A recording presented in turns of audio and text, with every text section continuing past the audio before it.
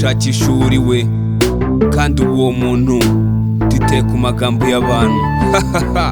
Success record nigga Talik the hitmaker.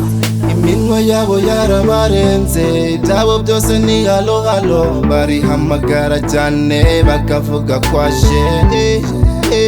Njyewe mfite umugisha, ibyanjye ntawabinesha, ku rundi ruhande burya njye ndimesha. Gerageza kwite ku byawe ntukite ku byanjye, uzabazwa ibyawe nanjye mbazwa ibyanjye, ibyanjye ni umugisha. Mwene Adamu ntiwamenya icyamushimisha iteka, mu byo ndimo nta shyari nta rari, ubuzima ni ishuri, menya kubana n'abana abantu n'ibyo bintu. Life yirahinduka, street nikira umwijima, umuriro uhora waka, usicheze na kazi sinabanyira ndabizi.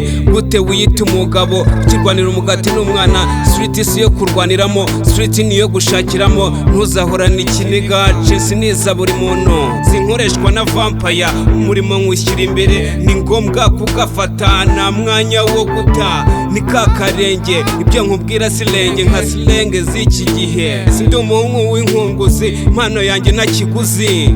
Rapa Iminwa yabo yarabarenze, ibyabo byose ni halo halo, barihamagara cyane bakavuga kwaje.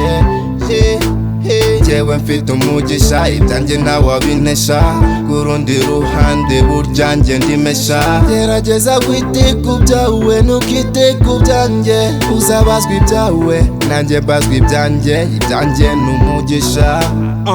Njye ndiyemeje igana manu ndinde kwiheba, abo tubana bose babaye za bihehe. Yo mufite ni mufuka, yo muvuze murandi, dore twakanye isoko dukura amaboko mu mufuka. Mu byo dukora niduhubuka, ku musozi ndahinguka, cengerwa n'injyana wumva uko biryoha. Apana mu marogi rwagakoje fata imbeba mu gikari no ubu ni popopo. Reka nkora ikofi mbona iposho nkuri koti, usicheze na kazi abanzi mwihebe igikombe mu biganza mu kibuga. Sinjyanganzwa hip hop iraganje mu butumwa nyabwo.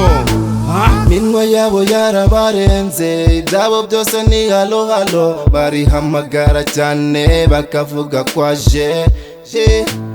Njyewe mfite umugisha, ibyanjye ntawabinesha, ku rundi ruhande burya njye ndimesha. Gerageza kwite ku byawe ntukite ku byanjye, uzabazwa ibyawe nanjye mbazwa ibyanjye, ibyanjye ni umugisha.